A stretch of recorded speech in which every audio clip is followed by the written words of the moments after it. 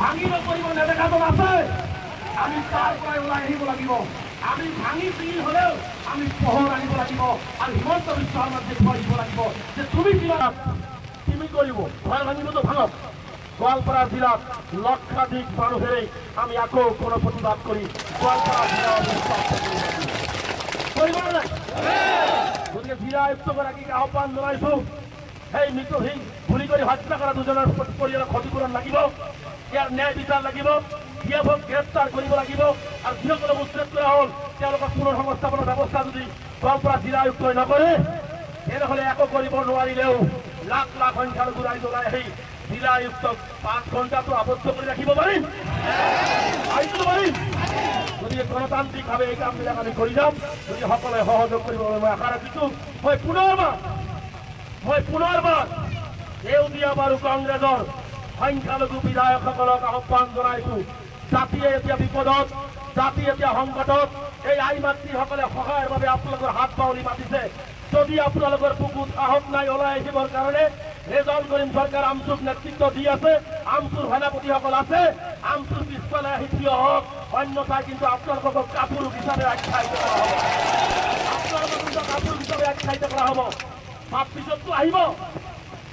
আহিব যদি মোৰ মা ভনীয়ে কাপোৰ পিন্ধিব নোৱাৰে মোৰ মা ভনীয়ে যদি ভাত খাব নোৱাৰে মোৰ মা ভনীৰ যদি ঘৰ নাথাকে আপোনালোকক ভাত পিছত জিন্দাবাদ মাৰিম খেদি পঠিয়াই দিয়াৰ ব্যৱস্থা গ্ৰহণ কৰিম সময় থাকোঁতে মুখৰ পৰা ফেৰতে খুলি ৰাইজৰ দুৰ্দশাৰ ৰাইজৰ কাষত থিয় হওক আমচুৱে যেনেকৈ থিয় হৈছে সংগ্ৰাম পৰিষদে থিয় হৈছে আজি সকলো বিভিন্ন দল সংগঠন থিয় হৈছে ধৰ্ম নিৰপেক্ষ ৰাইজ থিয় হৈছে কিন্তু আমাৰ যিসকল বিধায়ক আছে তেওঁলোকে থিয় হোৱা নাই এই কথাটো ৰাইজক মই বিচাৰ দি থৈ গ'লো অহা দিনটিৰ আগত ইয়াৰো বিচাৰ এটাকে হিচাপ লওক কথা ক'বলৈ নাযাওঁ দেখুৱাই দিয়ক তেতিয়াই ভাবিম যে আপুনি সঁচা কথা কয় আপুনি মিছাৰ ৰজা নহয় কাৰণ হিমন্ত বিশ্ব শৰ্মা আমি জানো বিশ্বৰ বুকুত আটাইতকৈ মিছা কথা কোৱা আটাইতকৈ নিজ মানসিকতা চিন্তা কৰা ব্যক্তিজনে হৈছে হিমন্ত বিশ্ব শৰ্মা গতিকে সেইজন ব্যক্তিয়ে যদি কয় আমাৰ ল'ৰা ছোৱালীক পঢ়াব আমাক পঢ়াব নালাগে চৰ্চত খালি পাঞ্জাৱ ইণ্টাৰনেশ্যনেল পঢ়াই দেখুৱাই দিয়ক চাওক কিমান সঁচা কথা আপুনি কয় সেইটো চেলেঞ্জ মই মুখ্যমন্ত্ৰীক কৰি দিম গতিকে সদৌ আজিৰ এই প্ৰতিবাদ কাৰ্যসূচীত আপোনালোকে অংশগ্ৰহণ কৰাৰ বাবে মই আন্তৰিকভাৱে ধন্যবাদ জনাইছোঁ আৰু মই মা ভনীসকলক অনুৰোধ জনাইছোঁ জালিমৰ শাসন চলিছে অত্যাচাৰীৰ শাসন চলিছে তেওঁলোকৰ হাতত পাৱাৰ আছে তেওঁলোকৰ হাতত পুলিচ মিলিটাৰী আছে তাৰ মাজেৰে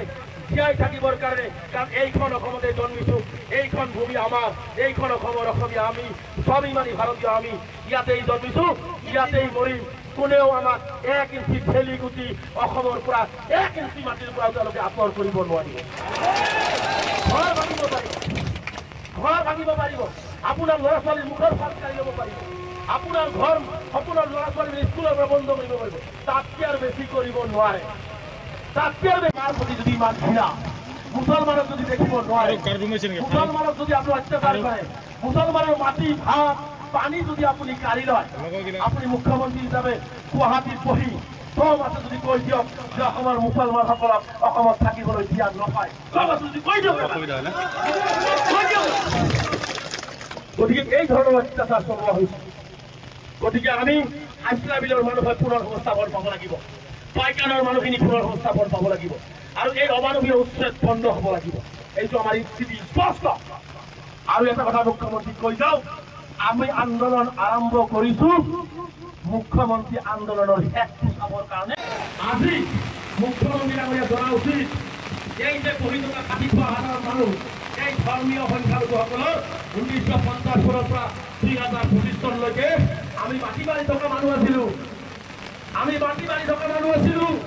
কিন্তু ব্ৰহ্মপুত্ৰৰ গৰাখহনীয়াই 18 লাখ বিঘা মাটি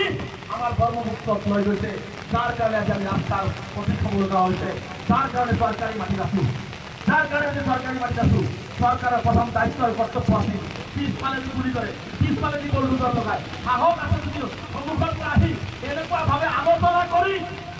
মাটি দি সংস্থাপন দি উচ্ছেদ কৰক সহযোগিতা কৰি পিছফালৰ পৰা কাপোৰ ঘৰ দৰে খুলি কৰি কিয় আপোনালোকে মাৰিব বিচাৰে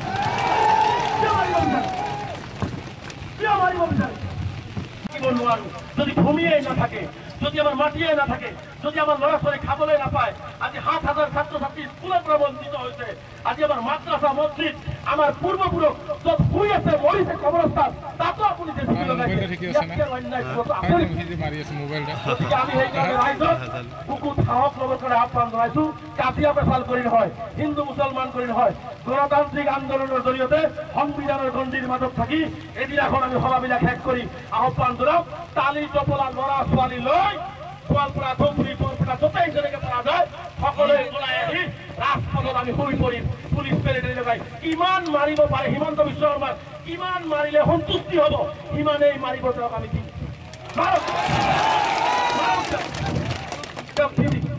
গতিকে মই আহ্বান জনাইছো গোৱালপাৰা জিলাবাসীক আহ্বান জনাইছো যে বিপদৰ সময়ত যদি কোনোবাই কাৰোবাক সাথ নিদিয়ে ইয়াতকৈ আৰু মিৰ্জাফৰ কেতিয়াও কোনো হ'ব নোৱাৰে হিন্দু হওক মুছলমান হওক হিন্দু হওক মুছলমান হওক বিপদগ্ৰস্ত মানুহৰ কাষত যদি কোনোবাই মানুহ হিচাপে থিয় হ'ব নোৱাৰে তাৰ ভিতৰত তিল মানৱতা নাই মানুহৰ কোনো পৰিচয় নাই গতিকে মই আহ্বান জনাইছো ধৰ্মৰ ভিত্তিত নহয় য'তেই অমানৱীয়ভাৱে উচ্ছেদ হ'ব য'তেই ধৰ্মীয় মেৰুকৰণ কৰি উচ্ছেদ হ'ব মই আপোনাৰ মাজত কৈ গ'লো হিমন্ত বিশ্ব শৰ্মাই অসমীয়া জাতি ধ্বংস কৰিব টাৰ্গেট অসমীয়া জাতি ধ্বংস কৰাৰ তেওঁ কেৱল মাত্ৰ হিন্দু মুছলমান কৰি আছে তেওঁ অসমীয়া জাতি ভাল নাপায় তেওঁ হিন্দু মুছলমান কৰি হিন্দুসকলক তেওঁ ভাল লগাব বিচাৰে কিন্তু যেতিয়া ভাব আমি আমছে হিন্দু মুছলমান নহয় আমি মানুহ হিচাপে জীয়াই থাকিব বিচাৰোঁ আমি মানৱতাক জীয়াই ৰাখিব বিচাৰোঁ আমি শংকৰদেৱ আজাদ ফকীৰ গুৰুজনাই গঢ়ি যোৱা সেইখন অসম আমি বিচাৰোঁ হিমন্ত বিশ্ব শৰ্মা ডাঙৰীয়াৰ এই সাম্প্ৰদায়িক ঘৃণাৰ অসম আমি বিচাৰোঁ এইটোৱেই স্পষ্ট গতিকে আপোনালোকে মনত ৰাখিব এই গাঁৱত যে পানী পৰিছে এই মাছবোৰৰ চকুৰ পানী এই চকুৰ পানীৰ এটা এটা হিচাপ অসমৰ ৰাইজে হিমন্ত বিশ্ব শৰ্মাৰ পৰা ল'ব আৰু নেতাকে আল্লাহ গড় ঈশ্বৰ আছে হিচাপ অলপ লাহে লাহে হয় বহু ৰাজনৈতিক নেতা বিশ্বৰ বুকুত হিচাপ কিন্তু হৈ গৈছে যিসকলে চেষ্টাধাৰী আছিলে যিসকলে হিটলাৰী কাইদা হিটলাৰৰ নিচিনা আছিলে যিসকলে ফেৰাউনৰ নিচিনা আছিলে যিসকলে অত্যাচাৰী শাসক আছিলে এদিনাখন সেইবিলাক মানুহৰ পতন নিশ্চিতভাৱে হ'ব আপোনাৰ আৰু মোৰ চকুৰ আগতে পতন হ'ব গোৱালপাৰা জিলাৰ সেই দিয়াপদত দানৱ এজন হত্যাকাৰী সেই দিয়াপৰ বিৰুদ্ধে মই প্ৰত্যেকজন মানুহকে কৈছোঁ প্ৰত্যেকজন মানুহে ওৱান লাইনত সেই দিয়াপ এজন হত্যাকাৰী হিচাপে তেওঁৰ বিৰুদ্ধে এফআইআৰ দাখিল কৰিব লাগে তেওঁৰ বিৰুদ্ধে প্ৰত্যেকজন মানুহে প্ৰত্যেকখন জিলাতে এফআইআৰ দাখিল কৰিব লাগে দিয়াপই যাতে হিমন্ত বিশ্ব শৰ্মা গুচি যোৱাৰ পিছত চাকৰি নিদিয়া হোৱাৰ পিছত যাতে সমগ্ৰ অসমৰ আদালতত তেওঁ যাতে দৌৰি ফুৰে এই হত্যাৰ কাৰণে এই ব্যৱস্থা আমি কৰিব লাগিব মই হিমন্ত বিশ্ব শৰ্মা আহ্বান জনাইছোঁ আপুনি মানুহৰ চকুৰ পানীলৈকে নল'ব এতবাৰ চকুৰ পানীতে মাটিত পৰি আছে তাৰ অভিভাৱক এইখন চৰকাৰৰ লাগিব আৰু এইখন চৰকাৰৰ অভিভাৱক দগ্ধ হৈ যাব জ্বলি পৰি যাব চৰকাৰ মানুহক এনেকুৱা কথা কৰিব নাপায় সংবিধানে আমাক অধিকাৰ দিছে অন্য বস্তু আৰু বাসস্থান আমাক দিব লাগিব আমি কি বিচাৰিছোঁ আমি হিমন্ত বিশ্ব শৰ্মা ডাঙৰীয়াৰ পৰা চৰকাৰৰ সম্পত্তি বিচাৰি নাই আমি কেৱল মাত্ৰ ঘৰ দিয়া পীড়িত আমি কেৱল কাংগলা নদী ব্ৰহ্মপুত্ৰৰ কবলত পৰি 100 মিটাৰ হাছিলা বিলত আছিলোঁ কিয় আমাক ভূমি দিয়া নহয় আজি 4 মাহ 2 মাহ পাৰ হৈ গ'ল সেইখিনি মানুহৰ ভূমি দিয়াৰ কোনো ৰাস্তা নাই আজি পাইকাৰত সেইখিনি মানুহৰ ভূমি দিয়াৰ কোনো কথা নাই গতিকে আমি যেতিয়ালৈকে পাইকাৰ আৰু হাছিলা বিলৰ মানুহে ভূমি নাপায় তেতিয়ালৈকে আমাৰ আন্দোলন অব্যাহত বহুতে গোৱালপাৰা জিলাত বহুতে হয়তো অহা নাই এটা কথা মনত ৰাখিব যাৰ ঘৰত পানী উঠিছে সি আহিছে কিন্তু কাইলৈ যে এই পানীয়ে আপোনাৰ ঘৰলৈ উঠিব তেতিয়া কিন্তু আপুনিও গোৱালপাৰা জিলাবাসী ৰাইজৰ মত থকা উচিত আৰু বিশেষকৈ মই